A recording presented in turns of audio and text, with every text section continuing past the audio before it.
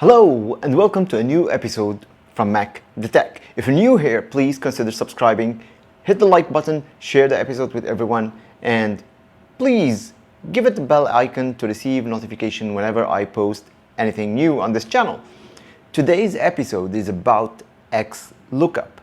XLOOKUP is released. It's to the public now. It's no more something for the insiders only, and it's been there for quite a while now. And now we need to dissect XLOOKUP and see where it can take us with this wonderful formula that is really, I don't know why Excel didn't think about since like 10 years. It's an amazing formula. Let's dive into the computer and talk about it more in depth. On the computer.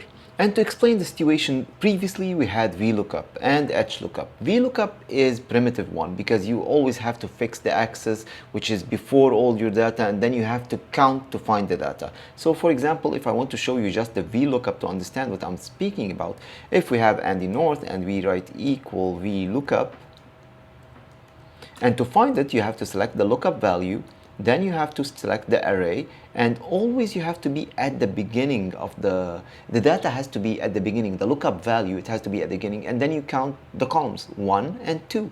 So you select 2, you select false for exact match, and you find the exact company. This is very easy when your data is at the beginning. But what if the data is in the middle or at the end? And here is the strength that comes from using XLOOKUP. Let's show you how it works first at the beginning. In XLOOKUP, you don't have to count anything, and that's the fun and the good part of it.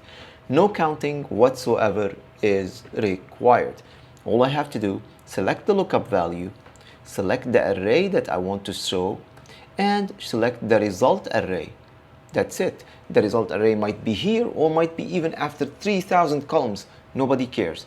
If the data is not found, you can keep it blank, and then you put 0 for exact match, and you can close it. We don't need the rest because the rest works up, down, or down, up.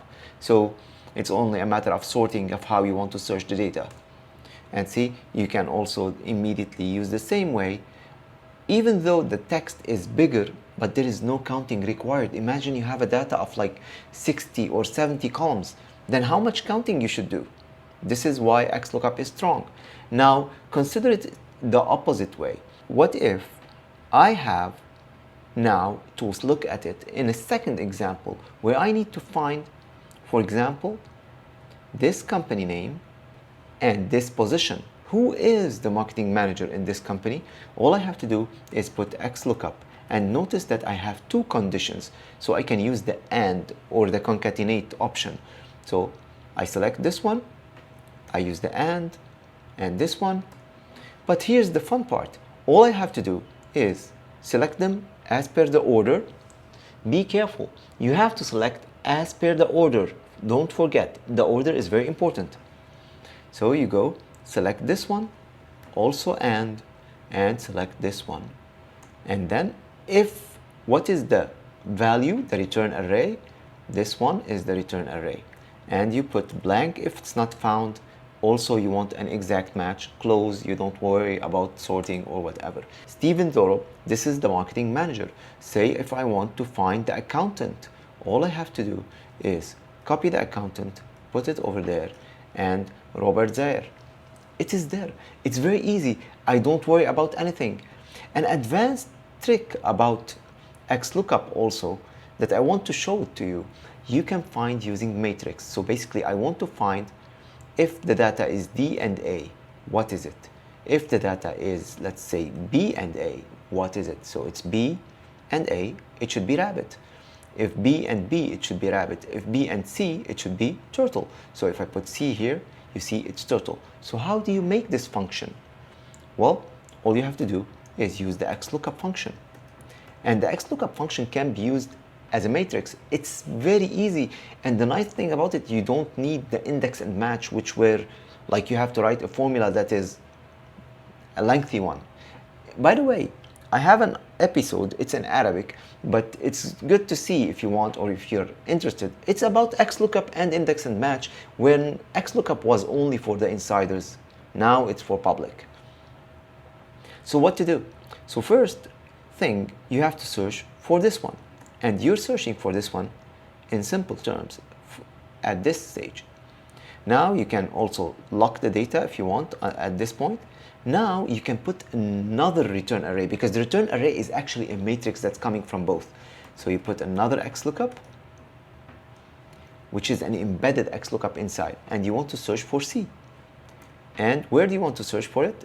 Actually at the columns. These are the columns. So basically also I lock these, and now the return array is an array. Actually, this is the array of the return, and it should be, if not found, blank, and 0 for exact match, and I close the XLOOKUP.